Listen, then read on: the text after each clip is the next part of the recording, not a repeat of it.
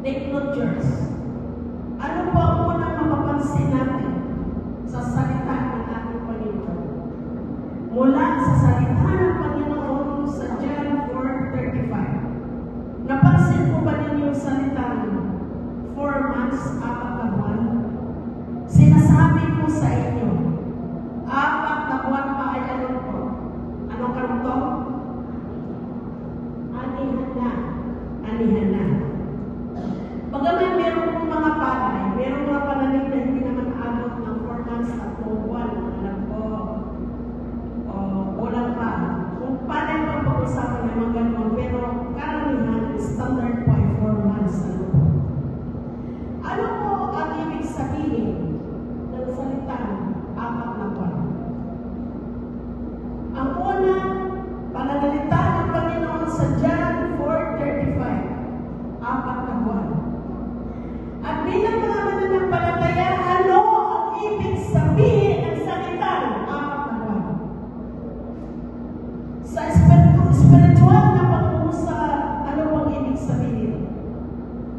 Na bagaman po sa magsasaka standard period from planting to harvesting po ay alam na magsasaka nung wala nang itinanim niya hanggang sa pag-aani nito. At kung kailan dapat anihin. Meron pa po ng magtahan isang part sa Amerika po. Sabi niya, ang Panginoon, meron po ng tambo na napakaluan na ang tawag dito, trigo. Pinagmamasta po kung pumunti na po kita natin na dito trigo na ito dahil malaki ang buhay, makataba. At malapit na rin po anihin. Ang trigo, pananim palay, sa spiritual na pag-uusap po, ay ano ba ang ibig sabihin ng 4 months? Ano po? Dahil sabi dito, ay alam na magsasaka o anong tamang time, period, date o season ng pag-aani mula ng kanyang itinanim. At dito po sa ating hinintuang talata, nais na ipakita ng Panginoon that the disciples should have the abilidad to recognize the right time for the spiritual harvest of souls. Sino po dito ang mga anak ng Diyos? Yung iba. Sino po dito ang mga anak ng Diyos ay magsabi ng malakas namin?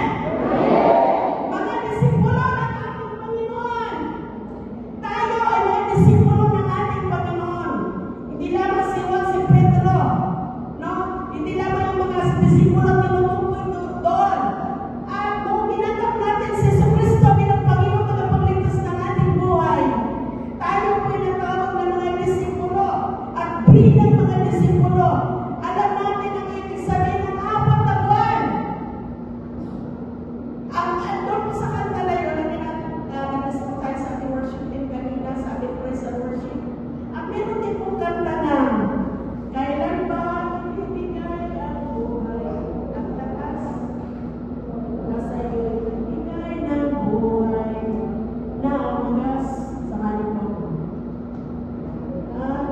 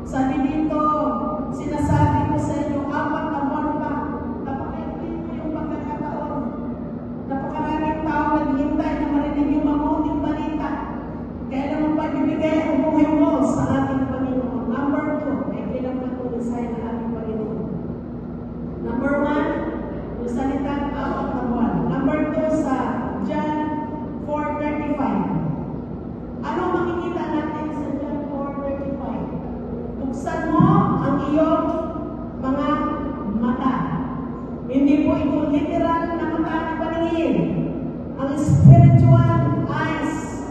Buksan mo ang iyong spiritual na mata. Verse 35, masdan mo ang mga bukid. Masdan. Ano po ba pagkasinan sa masdan? Masdan. Mga minamahal ko. Masdan. Ha? Focus mo yung paningin. Masdan mo. Ibig sabihin, ano ba ang sabi ng masdan mo ang mga bukid? Ano, ang bukid po ay tumutukoy sa mga tao. Marami mga tao upay-pay, hindi alam ang gagawin, marami nagpapakamatay. At sabi, meron po pala diyang aksidente, halimbawa doon sa yung pagkutang Pilasis gano'n sa ano, na yung truck nawalan ng preno at ilan yung sasakyan na nakalagkat yung sa kanya. Ganyan na ba? Pagpagamit sa Panginoon, masdan mo. The harvest is plentiful, but the workers are few. Napakaraming aanihin. Ngunit ang problema, kakaunti ang mag-aani. Maaari mo masabihin. Maaari na kayo dyan, Pastor. Maaari na kayo dyan. Kasi hindi pa lang ako sasabihin ang pag-aibagan ng nakutan. Maaari mo bang ikatuwiran yun, mga kapatid? Ang pag-ibanghelyo ay hindi regalo, kundi ito ay calling ng Panginoon sa bawat isa sa atin. So the harvest is plentiful. Napakaluan ang anin. At ang sabi ni Jesus sa pangalawa sa John 35, open your eyes. Buksan mo ang iyong mata ng iyong spiritual na paningin. Pagmasdan mo yung bukid. Pagmasdan mo yung mga mahal mo sa buhay na wala pa kay Kristo. Ayon sa sinabi mo kanina, makamtan man ang kapwa mo ng mahal mo sa buhay buong mundo, kundi naman ligtas. Pupunta na doon sa nagandagakang apoy. Pahirapan ka sa impyerno. Araw at gabi at magpakailanman. Hindi ka ba naawa? Hindi ka ba nahabag? Kung ang katuwiran mo, ay magkakalan sa akin. Awag sa uta, magkaularan pinita. Huwag mo bigyan ng period. Dahil hindi naman ikaw magliligtas. Kundi ang kapangyarihan ng banal na Espiritu. Kapag buksan mo ang iyong bibig, may kapangyarihan ng Panginoon ay ligtas sa tao. Hallelujah, hallelujah.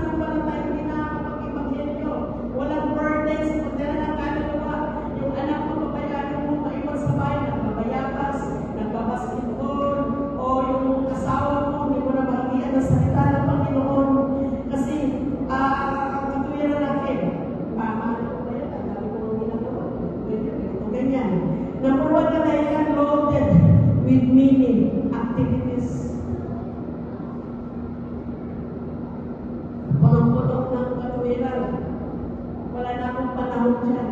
Sa totoo lang, wala kang burden para sa kaluluwa. Pangalawa po, sa pangalawang punto, open your eyes, spiritual eyes. Ito tinatawag na maligamgam sa pananampalataya. Don't worry in the faith. Parang cellphone na nalubang. At ang tawag mo, lubat ka, hindi ka makakunik. At hindi ito tumutungkol sa cellphone. Spiritual na cellphone, pag lubat ka, hindi ka makakunik. Katulad na, may bago ko sa inyo, maulit ka ng tukla dito. Merong isang kapatirang babae na Kristiyano na ipag-asawa sa hindi mananampalataya. Yung napili pa naman niya yung atheist na hindi naniniwala na may Diyos. So, nakipag-asawa siya sa hindi mananampalataya, nawala na lahat, yung sigla niya, yung kagalatan niya, yung pagmamahal niya, at maging pagmamahal niya sa kaluluwa. Ang ginagaroon po sila ng anak na isang gabi, siya ay nanaginip. Merong mga pagkakataon ng panaginip natin ay naranasan nyo na nanaginip kayo na akala nyo totoo. Sabi nyo pagising, akala ko totoo, kasi panaginip lang. Nanaginip siya, ang kanyang anak ay kinalagkan, papuntang dagat-dagatan ako, sigaw siya. Sumunod, nakita niya yung asawa niya, inihilan papuntang impierno. Sumunod, nakita niya sa panaginip niya ng kanyang mga magulang, na sa probinsya ay inihilan papuntang impierno. Bigla siya nagising, naginip. Umiyak siya, ako siya sa kwarto na kanyang anak. Sa kapag tulog, inisip niya anak-anak. Gising ka anak niya, ako sasabihin sa'yo, mahal ka ng Panginoon. Namatay si Jesus para sa'yo. Si Jesus, hindi mo makapagsabihin ko na yung puso. Anak, gusto mo bang buksan na yung puso? At tanggapin si Jesus. Bilang Panginoon tagapagligtas na yung buhay, magsisi sa kasalanan. Upang pangalan mo yung nakaisulat sa buhay. Sumunod na ba yung anak? Tapos binalikan niya yung asawa niya, pero din pinatanggap. Kinabukasan, pumasok sa opisina, nag-live siya. Upang yung kanyang mga mahal sa buhay sa probinsya, nabigyan niya ng taan. Dahil gusto mo gawin isang bagay na gawa na? Salamat po, Mother. So, pag gusto po natin, wala tayong hindi kapikiran. Ngunit kung malamig ka sa pananampalataya, at hindi pabalik yung kaluluwa, makaulit ka na dyan, pastora. Makaulit ka na. Makaulit na yung sa leader natin, tama kung siya magsalita, ako hindi. Pero hindi natin pwedeng ito ikatuwiran ng mga minamahal sa Panginoon. Isa sa dahilan, sa dahilan na ang isang mananampalataya hindi makapag-ibanghelyo yung tinatawag na lay testimony. Pilay. O, lumpo na matotoo. Nababaigan ka na konsensya ka magpangaral. Dahil yung dating gawa ay nagagawa mo pa. At ang sinamang na kay Kristo ay bago, wala na dating pagkatao. Hindi ko sinasabing perfect tayo. Ako ay nagkukulang. Tayong lahat ay nagkukulang. Ulit-ulit. Ngunit from glory to glory, tayo ay binabago ng Panginoon. Kababayan naman ang mga nakamilyon niya. Ito po ang isa sa mga dahilan, mga kapatid. Pang-apat, pang-uli. Ang daming dahilan pinatama na po itong apat. Yung lack of concern for the lost. Kawalan ng pagmamalasakit o pagmamahal sa nawawala. Makauli na ng bilay na ako na doon sa labing ka rin. Bagat lang. Ginamanin siya, magsunod lang. Pag hindi kami nangyayari ng isa, marami pang mga tao na mabagitan mo ng salita ng Panginoon. Si Jesus po, sa pagkiministeriya niya, nilingkong niya ang unahin. Lahat ng pinapahirapan ng demonyo, pinalaya. Lahat ng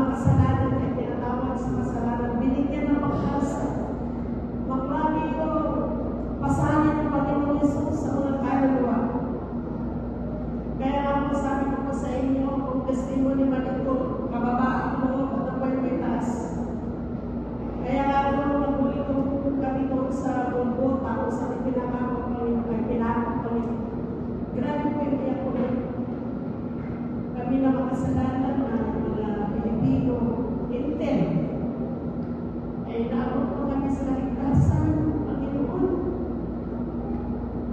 Grabe po yung habag ng Panginoon. So, that's siya ang ating pagdapat ng concern natin sa kaluluwa. Ay mag-aasa sa puso natin. Kapag nakakita ka ba ng mahal sa buhay mo na wala kay Kristo, iiyak mo ito. Magkaroon ka ng habag. Dahil alam naman po natin ang buhay natin sa mundo ito ay maikli.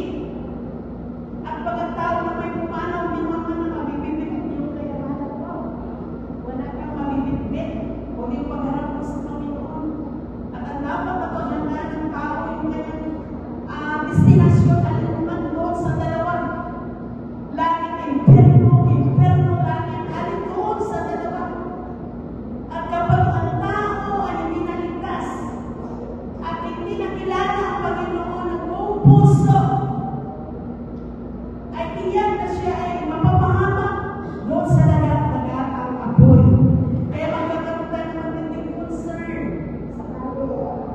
Paano po, pamuli? Nakatutuhanan po sa John 4:35. Una, ano po yung una? Apat na buwan. Ibig sabihin na apat na buwan. Number 2, open your eyes. Spiritual eyes. Number 3, pamuli. Makikita natin doon sa talata na binanggit natin, ready to harvest. Handa na kaanihin. Verse 35. Hinog na. The word hinog. At handa na kaanihin. Don't delay. Dahil kasi kapag ang pari, trigo, etc. Kaya hinog na. At palalampasin mo pa. Papapagpag na mo yun. Marami na po masasayang. Kaya bilang kakalingong magsasaka, alam mo na kung ano yung tamang oras na pag-ani para hindi masayang. At meron pong tatlong encouragement sa atin dito sa pamuling ready to handa na sa pag-ani o handa ng anihin. Number 1, let's do God's work. Yan. Why? It is day. Basahin na po natin. Kasi natin 1, 2, 3, go.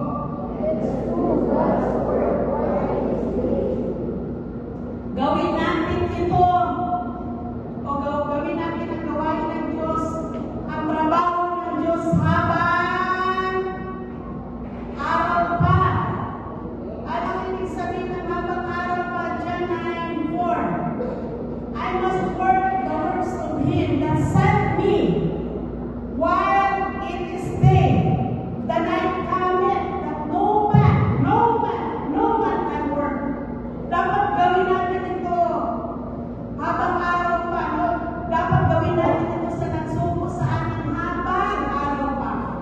Sapagkat dumarating ang gabi na walang sino man makakagawa. Ano pong ibig sabihin ng gabi?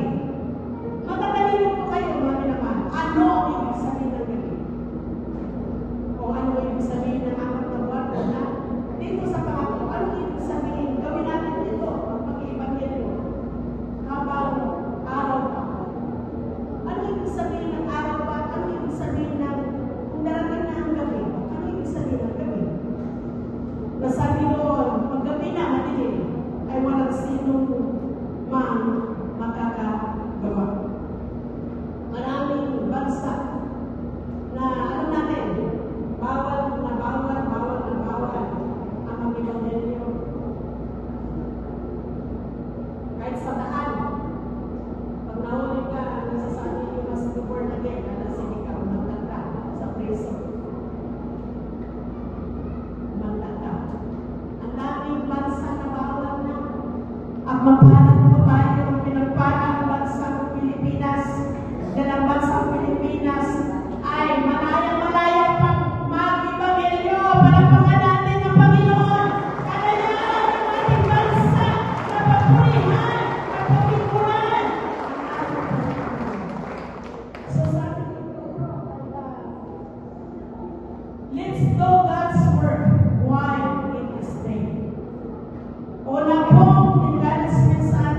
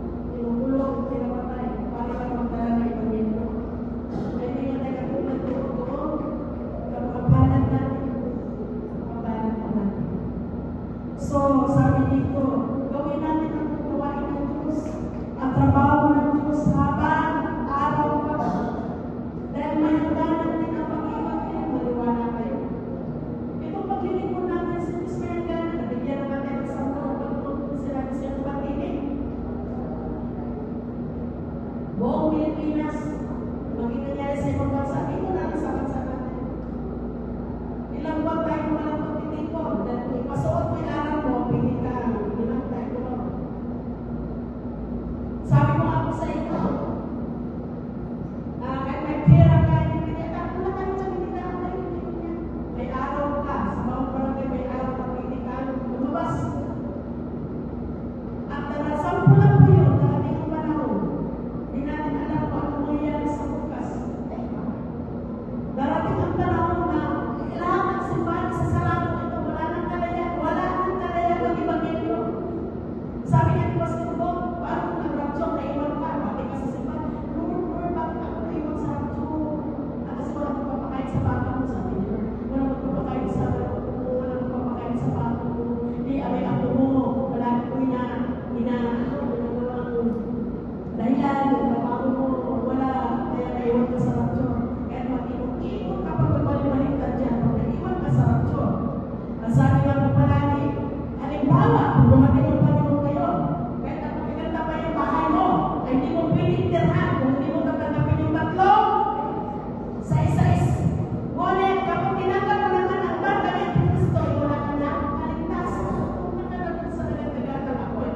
Kaya huwag mo naisin na maiwan sa rapture, ang naisin mo, pagtulog ng trumpeta, ay kasama ka na sa salubong sa ating Panginoon Jesus.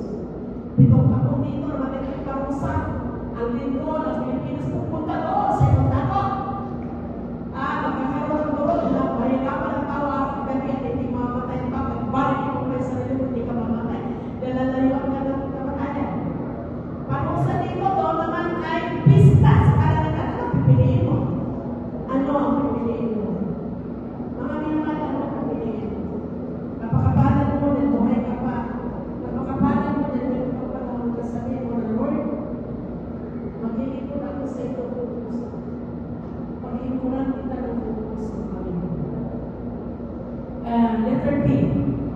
Pangalawa na encouragement sa atin dito sa mga tungkulito na handa na namin. Let's evangelize before that destruction. Tayo'y mag-ibanghelyo bago ang pagkawasan. Basahin ako natin ito. Kahit sa Tagalog. 1, 2, 3, go!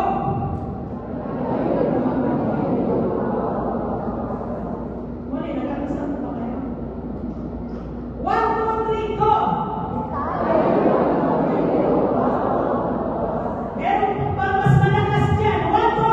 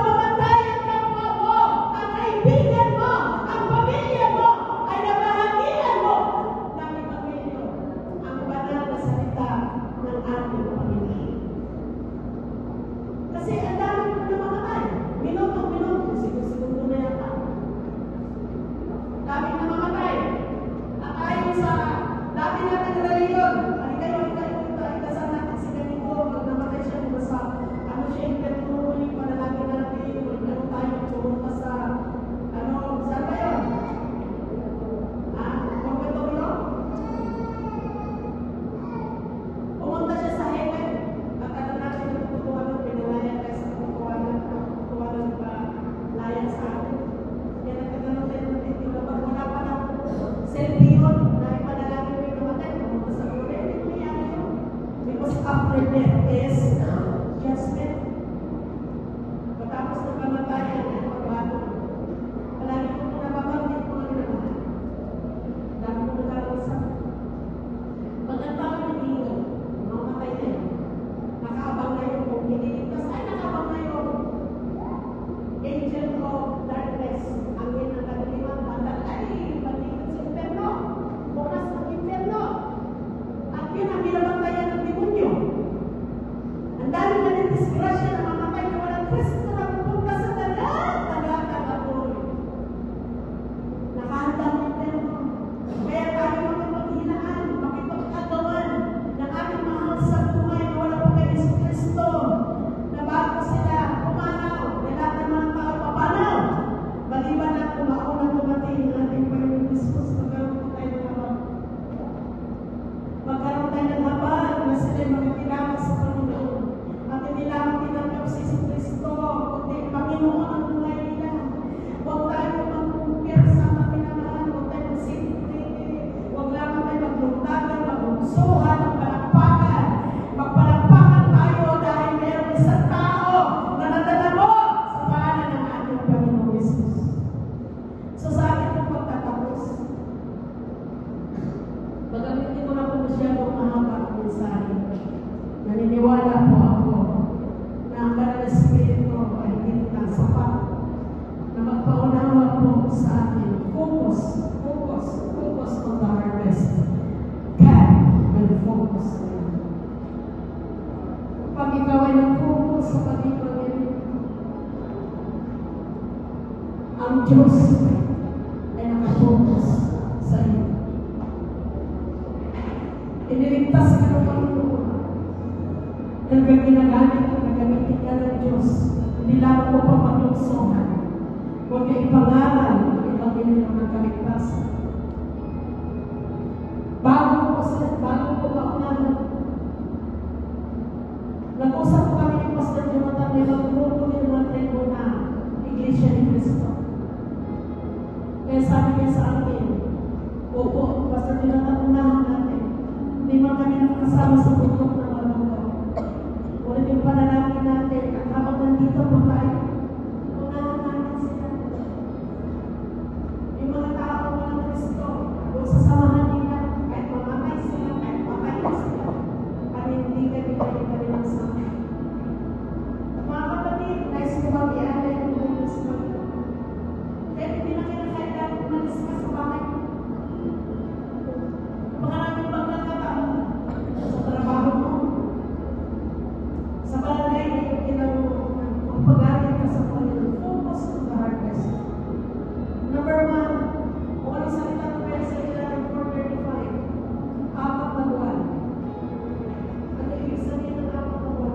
Hindi natin makakataon ng ating panahon. Napakalimitado. Don't delay. Katulad ng ambulansya, bigyan mo ng tubig. Focus, magbigay ka ng matinding atensyon sa pag-ibanghelyo. Bago mahuli ang lahat. Ipanalangin ako sa amin mo, mali, kung kapagin mo na gusto. Mahal ka ng Diyos. Mahal ka ng Diyos. Magulang mo tayo. Manay, mahal naman ko pera kami. Huwag mo ngayaan. Huwag mo pabayaan ang obligasyon mo. Kapatid, huwag mo. Ano na na ikaw yung atin? Alasin niya ang restaurant. Magkaroon ka ng dito. Magkaroon ka ng birthday. Ito yung pinakamahalaga. Palagi ko kung sinasabi sa mga anak ako. Kahit maging abogado pa yan, ang mahalaga, ang tao ay ligtas. Kung mamatay man, ay pupunta sa langit na bayan. Kung dumating ang Panginoon, makakasama sa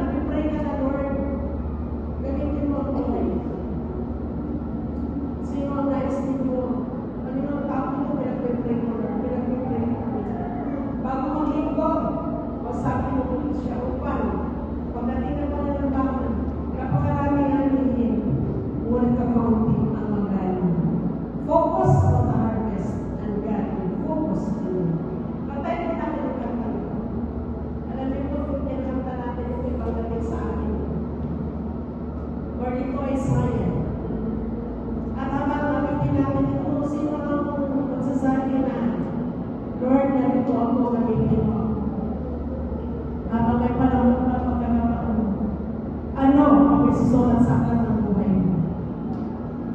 Ano ang isusulat sa aklat ng buhay mo? Meron ka na ba nabalang tao sa pangalan ng anak mo? Sabi ko sa kanta ito, hear the Lord of harvest speaking